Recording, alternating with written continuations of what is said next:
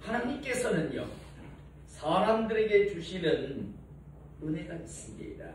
그리고 하나님이 주시는 은혜에는 크게 두 가지의 은혜가 있는데, 첫 번째 은혜는 일반 은혜라고 하는데, 이 은혜는요, 하나님의 사람과 하나님의 사람이 아닌 사람을 하나님께서 구분치 아니하시고 모든 사람들에게 동일하게 똑같이 주시는 하나님의 은혜입니다.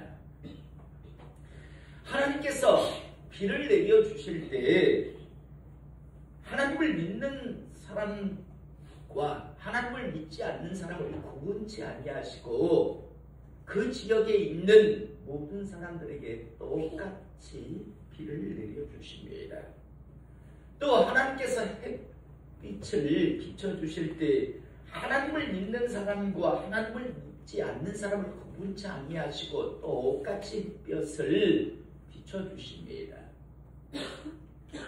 또 하나님께서는 사람들에게 구원의 기회를, 천국 갈 기회를 주실 때 하나님께서는 국적을, 인종을, 남녀노소를 구분치 아니하시고 차별하지 아니하시고요, 모든 사람들에게 동일하게 똑같이 그 기회를 베풀어 주십니다. 김씨에게는 구원의 기회를 주시고 박씨에게는 구원의 기회를 주시지 않는 게 아니라 김씨, 박씨, 우리나라에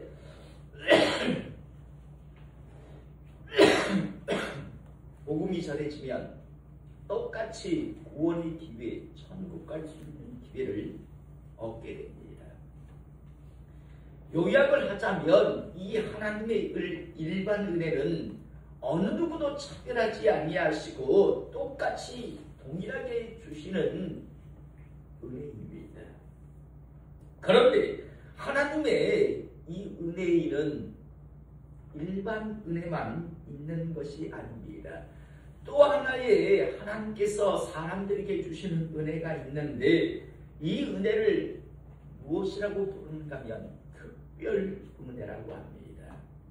그래서 하나님의 은혜에는 일반 은혜가 있고 특별 은혜가 있는데, 여러분, 이 특별 은혜가 일반 은혜, 즉 하나님을 믿는 사람과 하나님을 믿지 않는 사람을 구분하지 아니하시고 똑같이 주시는 이 일반 은혜와 이 특별 은혜가 다른 것은요, 하나님은 이 특별 은혜만큼은 반드시 하나님을 믿는 사람과 하나님을 믿지 않는 사람을 구분하여서 베풀어 주신다는 겁니다.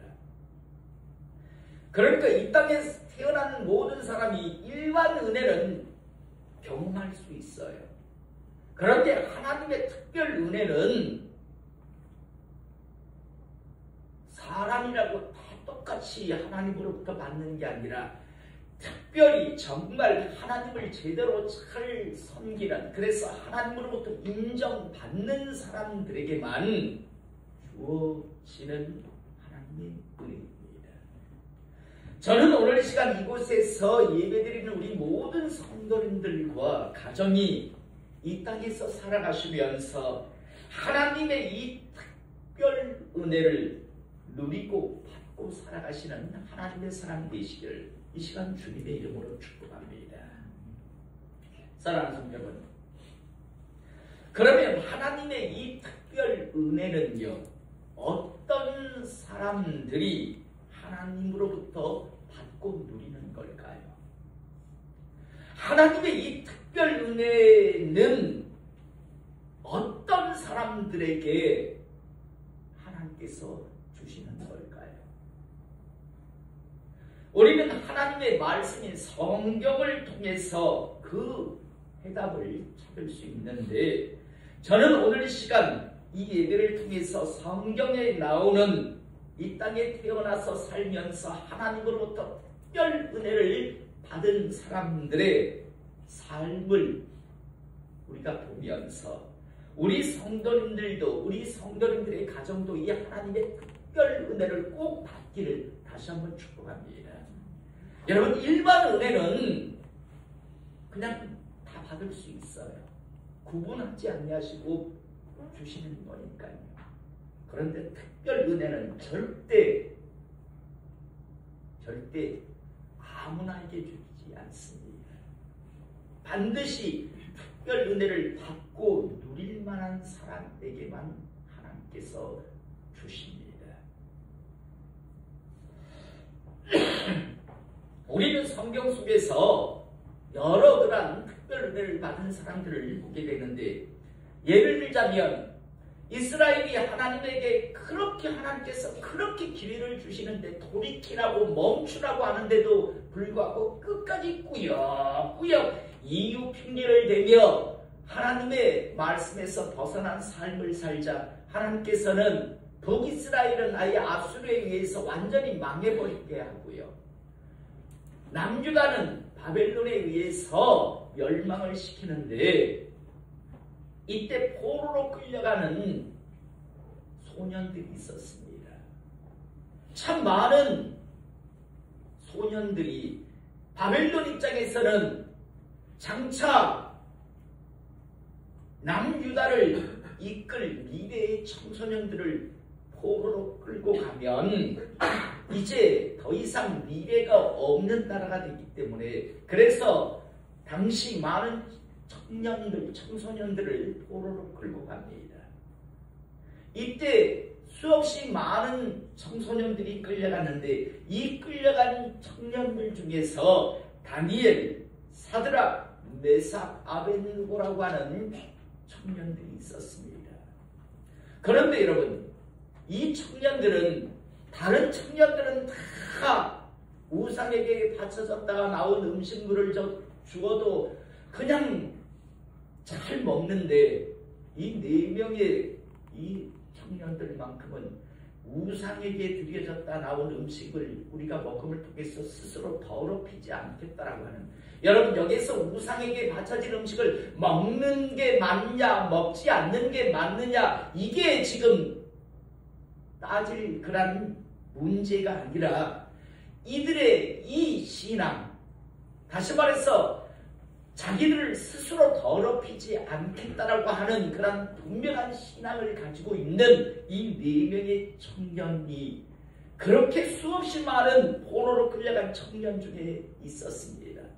이때 하나님께서는요, 이 다니엘, 사드락, 메삭, 아벳느고에게 특별한 은혜를 주시는 걸 우리가 보게 됩니다. 우리는 말하지 않아도 다니엘서에 나오는 이 특별 은혜를 통해서 이 4명의 청년이 얼마나 이 땅에서 하나님 앞에 영광을 올려드리는 삶을 살아가는가 우리는 분명하게 보고 알게 됩니다. 또 아합 시대, 엘리야 선지자가 활약하던 시대예요. 3년 6개월 동안 비가 오지 않습니다. 그래서 정말 이스라엘 땅 안에도 먹을 게 없는 그런 상황, 자식을 잡아먹는 그런 상황이 되었는데, 이때 하나님께서 엘리야 선지자에게 시돈 땅으로 가게 하십니다. 느닷없이 이스라엘 땅을 벗어나서 전 이방 땅 시돈이라고 하는 그런 지역으로 가서 시돈 땅 사르밧이라고 하는 마을에 들어가서 한 과부를 만나라고 이야기합니다. 엘리야 선지자는 하나님의 말씀이 주어지자 이스라엘 땅을 벗어나서 저 이방 시돈 땅에 가서 사르밧이라고 하는 마을에 들어갑니다. 그리고 그곳에서 한 과부를 만나는데, 이 과부가 당시 어떤 상황이었는가 하면, 이제 통에 가루 조금 정말, 그래서 나뭇가지 2개만 이제 주워서 가서 불을 피워서 자식과 함께 그거 먹고 이제 자살을 하려고 하는, 죽으려고 하는 그런 상황이었습니다. 그런데 엘리야 선지자가 뭐라고 이야기하냐면, 그거 먹고 죽으려고 하는 그 조금 남은 그거 부어서 나한테 가져오라고 이야기합니다. 여러분, 과연 이때 우리가 살고 있는 이 시대에 과연 우리에게 만약 주의 종이라면서 이제 정말 가루 아들 나 한 입 먹고 이제 그냥 끝내려고 하는 그런 상황에 놓여 있는 삶을 살아가는데 주의 종이라면서 그거 구워서 나한테 먼저 가져오라고 한다면 과연 가져올 사람이 몇이나 있을까요? 미친놈 아니야 저거.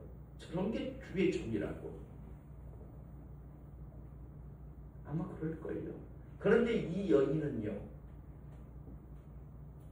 하나님의 종이라고 하는 이유 때문에 그걸 먹고 자식과 함께 그거 먹고 이제 죽으려고 하던 상황인데 그걸 엘리사 선지자에게 갖다 줍니다. 그러자 가뭄이 끝날 때까지 통에 가루가 그리고 병에 기름이 떨어지지 아니할 거라는 축복을 받고 정말 그 축복을 받아 누리는 걸 보게 됩니다. 또 엘리야 선지자를 이어서 선지자가 된 엘리사 선지자 때 아람이라고 하는 나라, 이방 나라잖아요.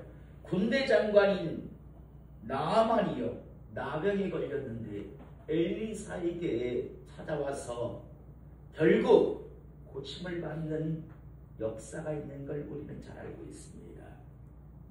물론 그 과정에서 나아만이라고 하는 자가 꼴값을 떠는 걸 우리는 잘 알고 있습니다.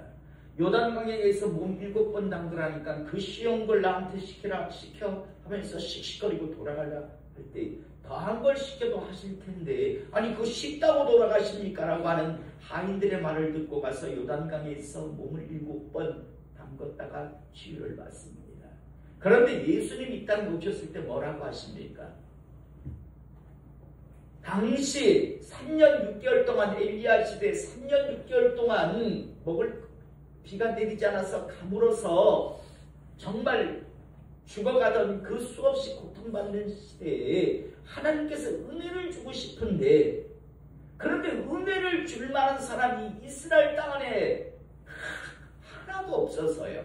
그래서 그 멀리 시돈 땅 사르밧이라고 하는 마을까지 가서 하나님께서 은혜를 주셨다라고 이야기하는 걸 보게 됩니다. 여러분 자칭 하나님의 사람이라고 하는 자들이 하나님의 백성이라고 하는 자들이 당시 이스라엘 땅 안에 수없이 많았습니다. 그런데 하나님께서 특별 은혜를 줄 만한 과부가요. 아니 사람이 단 한 명도 없었어요. 그래서 하나님께서 찾고 찾다 보니까 이방 땅 시돈이라고 하는 나라 사르밧이라고 하는 마을에 한 과부 아들 하나 이제 있어서 먹고 죽으려고 하는 그 과부가 그나마 하나님께서 특별한 은혜를 줄 만한 사람이었다라고 말씀합니다. 또 이스라엘 땅 안에 문둥병자는 차고 넘치는데 고쳐줄 만한 하나님께서 고쳐줄 만한 은혜를 특별 은혜를 베풀 만한 문둥병자 나병 환자는요 이스라엘 땅에는 없고 이스라엘을 공격하던 아람이라고 하는 나라의 군대 장관 나아만밖에 없었다라고 이야기합니다. 우리가 볼 때는 꼴값을 떤 나아만인데 그나마 그 꼴값을 떨어도 나중에 돌이킬 만한 하나님을 향한 믿음 있는 자가 이스라엘 땅 안에는 단 하나도 없었다라고 말씀하시는 걸 우리가 보게 됩니다. 만약 있었다면 나병 환자가 없었던 게 아니라 나병 환자니 그보다 더한 벽에 걸렸다 할지라도 하나님을 향한 나만과 같은 그런 꼴값을 떨더라도 그만한 믿음 나중에라도 몸을 7번 갖다 담글 그만한 믿음의 사랑이 있었다면 하나님은 특별 은혜를 주셨을 것이다 라고 말씀합니다. 여러분 왜 이 말씀을 주님께서 이 땅에 오셔서 하시는가 하면 주님께서 자신의 고향 마을에 가서 더 많은 은혜를 베풀려고 하는데요. 고향 사람들이 뭐라 합니까? 저거 제 아비가 요셉이잖아. 제 애비가 마리아고 우리가 제 다 아는데 뭘 지가 무슨 사역을 하겠다고 저렇게 꼴값을 떠나면서 예수님을 영접하려고 하지 않습니다. 그래서 주님께서 하신 말씀이 과부가 없어서 하나님께서 엘리야를 시켜 저 시돈 땅 사르밧까지 가게 하신 게 아니고 나병 환자가 없어서 하나님께서 저 아람의 군대장관 나아만을 고친 게 아니라 하나님께서 특별 은혜를 줄 만한 사람이 이스라엘 땅 안에는 없었기 때문이라고 말씀합니다. 사랑하는 성도 여러분, 다시 한번 저는 우리 성도 여러분들이요 이 땅에 살면서 하나님의 특별한 은혜를 받고 누리시는 하나님의 사람 되시기를 시간 축복합니다. 일생을 하나님의 사람으로 산다지만 평생을 전전긍긍하는 그런 인생이 아니라 하나님 주시는 가족의 복들을 좀 받고, 그래서 마치 이삭이 아비멜렉으로부터 들었던 말, 분명히 봤다. 넌 하나님이 함께하는 사람이다. 넌 하나님께 복을 받은 사람이다라고 하는 그런 소리를 꼭 듣는 그런 특별한 은혜를 받고 누리는 하나님의 사람들과 가정 되기를 다시 한번 오늘 시간 주님의 이름으로 축복합니다. 자, 오늘 우리가 읽은 본문 말씀 역시도요 하나님으로부터 특별한 은혜를 받은 사람을 오늘 우리가 보게 되는데 바로 그 사람은 요셉이라고 하는 사람입니다. 여러분, 우리가 잘 알다시피 야곱에게는 12명의 아들이 있었습니다. 그리고 요셉은 뭐 첫째도 아니고 우리가 뭐 그렇게 좋아하는 셋째도 아니고 몇 번째입니까? 예? 뭐 하나님의 수라고 하는 10번째도 아니고 또 뭐 12제자라는 12번째도 아니고 몇 번째입니까? 뭐 의미 가치도 아무리 뭔가 좀 이 숫자로 의미를 좀 부여하려고 해도 별로 와닿지 않는 11번째 아들입니다. 뭐 탁월하고 뭐 숫자적으로 첫째 아들이었습니다. 셋째 아들이었습니다. 아니면 뭐 하나님의 수 7번째 아들이었습니다. 아니면 10번째 아들이었습니다. 12번째 아들. 이것도 아니고 어정쩡한 11번째 아들이에요.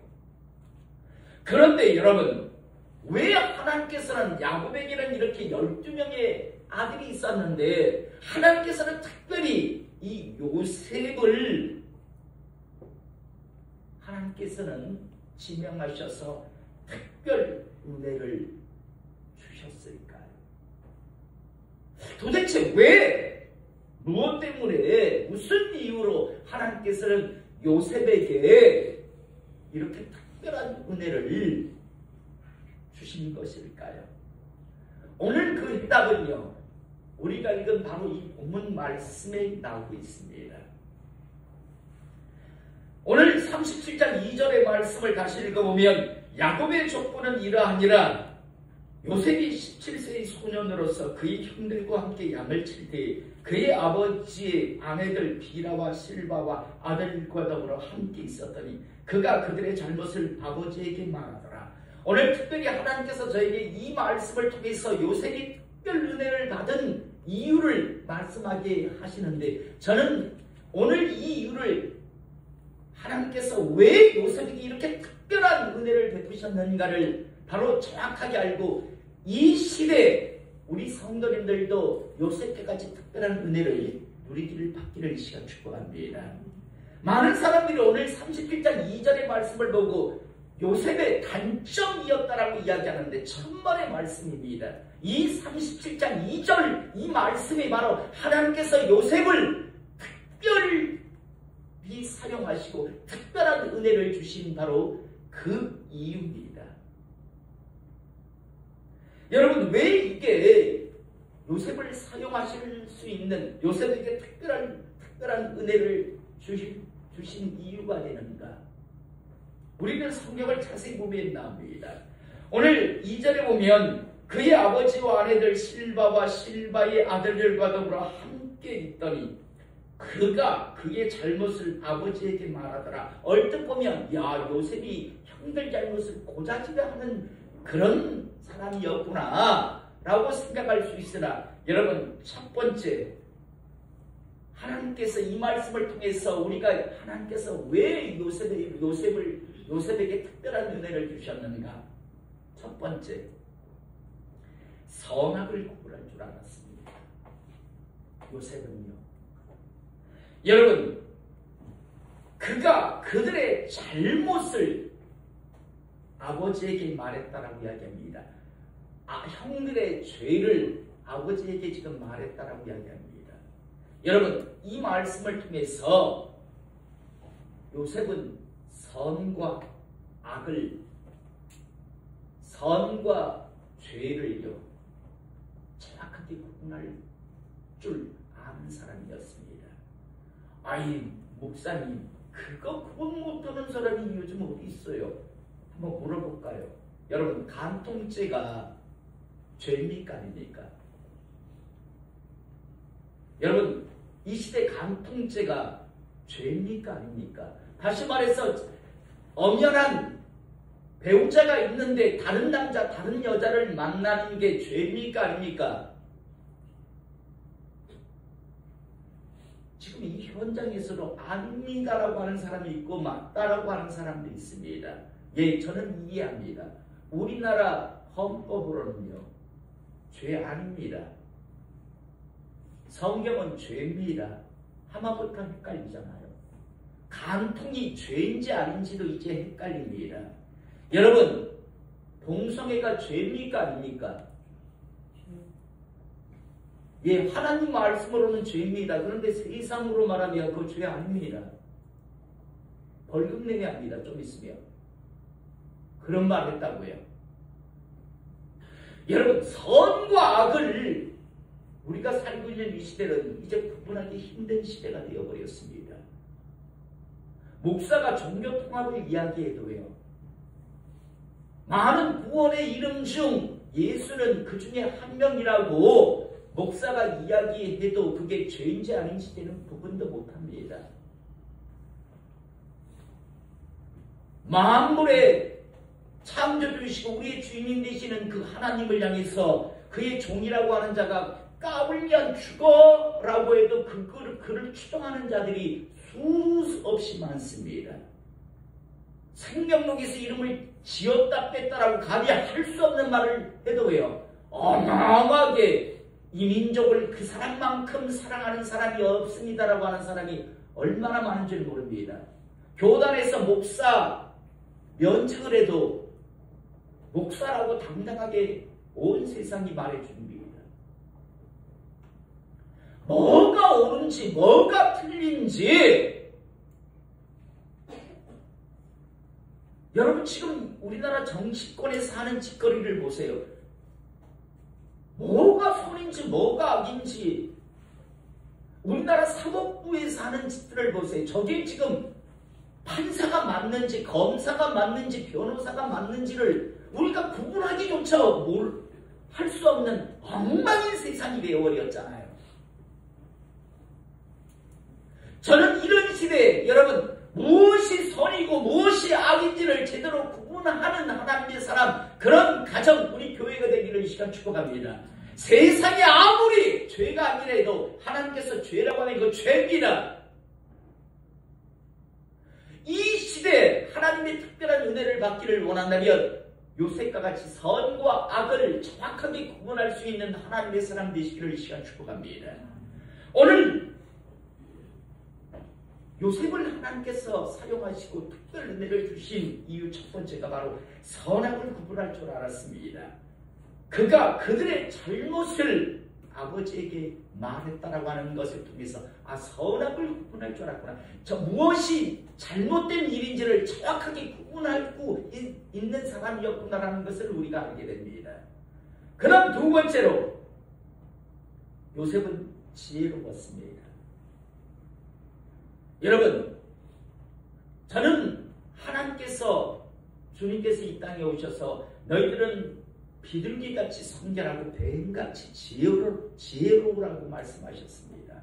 저는 우리 교회가 우리 성도님들이 지혜로운 하나님의 사람이 되시기를 이 시간 축복합니다. 약삭빠르라는 말이 아닙니다. 하나님 주시는 지혜가 있기를 원합니다. 여러분 왜 이 말씀이 지금 요셉의 지혜를 우리가 볼 수 있나요? 지금 요셉은 11번째 아들이었습니다. 뒤에는 베냐민이라고 하는 자기 동생 하나 있을 뿐입니다. 그런데 위로는요, 배가 다른 형들이 지금 뭔가 잘못을 하고 있었습니다. 그런데 요셉이 깎아서 형, 지금 형 이러면 되겠어요? 이거 잘못된 일이에요.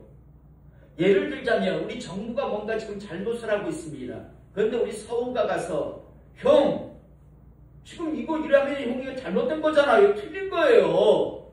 라고 해서 당당하게 가서 이야기를 합니다. 정부 어떻게 할 것 같아? 동생아, 내가 잘못했다. 나를 용서해달라고. 부끄럽구나. 그러겠지, 이제. 네, 맞습니다. 성부는 어디 있지? 성부는 잠깐 따라와. 잠깐 따라와. 그러겠지. 여러분, 배가 다르고 서로 배가 다른 건 어느 정도 있잖아요. 이미 같은 그게 아니에요. 그런데 잘못을 저지르면서 여러분 하하하하 호호호 하면서 죄짓지 않아요. 뭔가 마음속에 양심이라는 게 인간이 있기 때문에 뭔가 찔리고 있다고요. 그런데 거기다 대고 위도 아니고 아래인 동생이 와서 형 이거는 이러하면 잘못이에요 하고 가서 지적을 하면요. 어떻게 하면 따라와 할 거예요. 이 새끼가 네가 알면 얼마나 한다고 해서 그러면 그게 고쳐지지 않아요. 형들의 잘못이 고쳐지지 않는다니까요. 형들의 이 잘못을 멈추게 하려면 형들을 제어할 수 있는 사람이 이야기해줘야 돼요. 누굽니까? 아버지잖아요. 요셉이 암만 가서 형 이거 잘못된 거예요, 틀린 거예요 라고 하면 안 고쳐진다니까요. 돌아오는 건 내밖에 없어요. 그런데 요셉은 지혜로웠다고요. 이 형의 이 잘못들을 멈추게 해주고 싶었기 때문에 그래서 아버지에게 고자질 하려고 한 게 아니라 형들의 잘못을 멈추게 하고 싶었던 거예요. 그래서 아비에게 가서 이야기를 한 겁니다. 지혜로웠어요. 두 번째. 그리고 세 번째가 뭡니까? 요셉은 사랑이 있었어요. 여기 무슨 사랑이 보이죠? 여러분, 별로 형제지만요, 지금 잘못된 길을 걸어가요. 사랑이 없었다면 아싸 계속 그래 해라. 아버지 눈에 벗어날 거고 너희들은 하나님 앞에서 이제 벗어날 거고 이제 아버지의 모든 사랑은 계속 내 사랑일 거고 아버지의 유산도 내가 독차지할 거고 계속 그런 생각을 했을 거예요. 배가 다른 형제들끼리 오히려 지금 있으니까요. 그런데 요셉은 배가 다른 형제지만 형들을 사랑했어요. 그래서 그 잘못을 멈추게 하고 싶었던 거예요. 아버지에게 그 형들의 잘못을 가서 말하는 그 과정은요, 지혜로움과 함께 형들을 사랑하는 요셉의 그 마음을 우리가 충분히 볼 수 있습니다. 그렇잖아요. 같은 배다른 형제가 서로 지금 막 있는데 사랑이 없다면 형들 계속 하세요 하고 모르는 척하고 있겠죠. 그러면 점점 그 죄에 물들어가서 결국 아비의 눈에 벗어날 거고 하나님의 눈에도 벗어날 거고 뭐 뻔하잖아요. 그러면 점점 자기가 더욱더 아버지로부터 사랑받을 거고 유산도 더 많이 상속받을 거고 여러 가지 얼마든지 예견될 수 있었어요. 그런데 형들의 그 잘못을 멈춰주고 싶었던 요셉의 사랑을 우리가 보게 됩니다. 여러분, 마지막 시대가 되면요, 사랑이 식어지리라고 말씀합니다. 저는 이 사랑이 메말라가는 시대에서 정말 가족끼리, 성도 간에 정말 서로 사랑할 수 있는, 사랑이 있는 하나님의 사람으로서 이 메마른 시대에 살아갈 수 있는 하나님의 사람 되시기를 이 시간 축복합니다. 그럼 또 우리가 이 말씀을 통해서 요셉의 하나님으로부터 특별 은혜를 받을 수 있었던 건 무엇인가 하면, 자 여러분, 그의 아버지 아내들 비라와 실바의 아들들과 더불어 함께 있었더니라는 말씀이 나옵니다. 여러분 지금 요셉도요 함께 있었어요. 함께. 여러분 우리 잘 알잖아요. 죄 지을 때요 꼭 어떻게 합니까? 함께 꼭 끌고 들어가려고 한단 말이에요. 위에 10명의 형들이 지금 죄를 지으면서 야 요셉 너를 나와 한잔 해봐. 한잔 괜찮아 뭐 한 잔인데 하면서 하고 야 한 번만 하는 거야 하면서 끌어들일 때 이게 죄라고 하면서 당당하게 멈출 사람이 이 시대에 얼마나 있겠습니까? 오늘 네 번째, 죄 짓는 사람들과 동조, 동참, 휩쓸리지 않고 있었던 요셉을 보게 됩니다. 따로 떨어져 있던 게 아니라 함께 있었다고요. 11명의 형제가. 그런데 10명의 형들이 지금 뭔가 잘못을 하는데 그거 끌어들이려고 안 했을까요?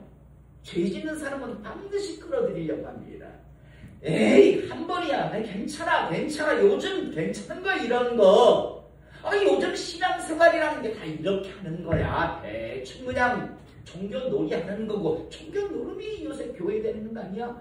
요새 목사들 중에 다 그러잖아. 요새 장로 권사들 중에 다 그렇게 살아. 뭐 특별한 목사라고 특별한 장로 권사라고 그렇게 신앙생활해 라고 하면서 끌어들인다고요. 그런데 처음에는 아니라고 아닌데 하면서 질질질 끌려 들어가죠. 그래서 그들과 결국은 함께 그 죄 안에서 뒹구는 게 일반적이에요. 그런데 요셉은요 함께 있었지만 동조하고 동참하고 휩쓸리지 않습니다. 자기 신앙 지켜냅니다. 그리고 나서 이제 형들의 그 잘못된 부분들을 헐어가든지 구해내기 위해서 형들이 지금 잘못하고 있구나 선악을 구분하고 그래서 지혜로운 방법이 형들을 어떻게 하면 저 죄를 멈추게 해줄 수 있을까? 지혜로움을 가지고 아버지에게 가서 이야기합니다. 더 나아가 아버지한테 갈 때는 형들을 향한 뜨거운 사랑이 있었던 거지요. 이런 요인들이 있었기 때문에 하나님께서는 12명의 아들이 있었지만 하나님께서 요셉을 특별 은혜를 주셔서 애굽에 먼저 가게 하시고 그 다음 잘 준비시킨 다음에 이 야곱의 아들들 다시 말해서 장차 이스라엘 백성들을 그쪽으로 애굽에 잠시 옮겨주시는 걸 우리가 보게 됩니다. 특별하게 사용되잖아요. 특별 은혜를 받습니다. 사랑하는 성도 여러분, 오늘 37장 2절의 이 말씀 요셉이 형들의 잘못을 아버지에게 말하더라라는 이 말씀은 요셉의 단점을 이야기하는 게 아니라 요셉의 장점을 지금 이야기하고 있는 겁니다. 내가 왜 요셉에게 특별 은혜를 부어서 요셉을 사용할 수밖에 없었던가? 하나님께서는 그 이유를 지금 밝히고 계신 게 바로 창세기 37장 2절의 말씀입니다. 저는 요셉이 가졌던 이 마음이 우리 성도님들과 우리 성도님들의 가정과 우리 교회에 있기를 원합니다. 첫 번째 뭡니까? 선악을 구분할 줄 아는 하나님의 사람 가정 되시기를 교회 되기를 원합니다. 구분하기 힘든 시대에 우리 살고 있습니다. 나는 정확하게 구분할 수 있다라고 하는 사람이 별로 이제 없는 시대입니다. 뭐가 정말 선이고 뭐가 악인지를 전혀 모르겠어요. 저는 요즘 드라마나 아까 말씀드린 이혼 숙녀 캠프인가 그걸 보면서 저게 다 개들이지 저기 사람이야? 저기 짐승 새끼들이지 저기 사람이야? 아니 결혼하고 나가지고 2년 동안 다른 남자하고 동거를 하고 들어왔더라고요. 신랑은 신랑대로 베이비시터라고 하는 여자하고 관계를 맺고 부인은 부인대로 좀 나가가지고 다른 남자하고 또 살림을 차리고 살다 또 살림 차리고 살다 거기서 또 바람이 나서 다른 놈하고 또 잠자리를 했대요. 그런데 그 여자가 또 본 남편에게 돌아와요. 이혼을 해야 되냐 말아야 되냐 하고 있더라고요. 저걸 왜 이혼을 하냐 말아야 되냐? 저 더러워서 어떻게 살아죠? 전화는 못할 것 같아요. 부역질 나서. 그런데 그걸 이혼을 해야 되냐 말아야 되냐고 그걸 뭘 따지고 있나. 세상의 성적 관념이 이래겠나?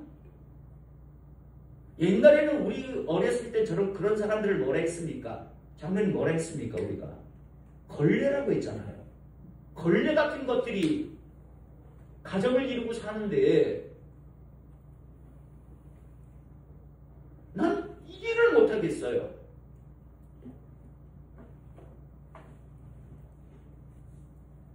정말 선과 악이 구분하기 힘든 시기에 우리 살고 있습니다. 저는 우리 성도님들과 우리 성도들의 가정과 우리 교회가 선과 악을 제대로 구분할 수 있길 원합니다. 두 번째로 지혜롭기를 원합니다.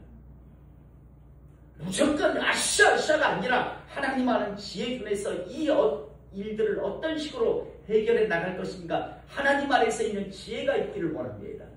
나가 세 번째 사랑이 있기를 원합니다. 무조건 잘못된 것을 정죄하는 것이 아니라 왜 그걸 하는가 그것에 대한 정죄하고 사랑이 있기를 원합니다. 그 다음 마지막으로 하나님 주시는 은혜 안에서 죄 짓는 자들이 우리를 끌어들이려고 합니다. 자꾸만 우리를 동참시키려고 합니다. 에이 요즘 뭐 목사들 다 그래. 요즘 장로, 권사, 집사들 교회 다니는 사람들이 요즘 다 그렇지 안 그런 사람이 어디 있어. 아니 교회에 다니는 사람 치고 두 집 살림만 하는 사람이 여기 있고 목사 중에서 여자 집사하고 둥글지 않는 여자 목사들이 어디 있어 하면서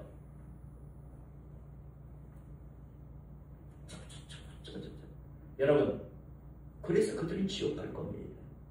하나님으로부터 버려질 겁니다. 절대 동참하지 않기를, 동조하지 않기를, 휩쓸리지 않기를 이 시간 축복합니다. 10명의 형들과 함께 있었어요. 분명히 끌어들였을 거예요. 죄질 때. 그런데 요셉은 끌려들어가지 않았습니다. 그랬기 때문에 형들의 잘못을 아버지에게 말할 수 있었던 겁니다. 이 짧은 한 절이지만 이야 요셉이 정말 멋진 사람이었구나. 그래서 하나님께서 이렇게 특별한 은혜를 주셔서 그렇게 사용하셨구나라는 것을 오늘 우리는 이 말씀을 통해서 보게 되는데요. 저는 요셉과 같은 신앙이 우리 모두에게 이 마지막 시대에 있기를 이 시간 주님의 이름으로 축복합니다. 기도.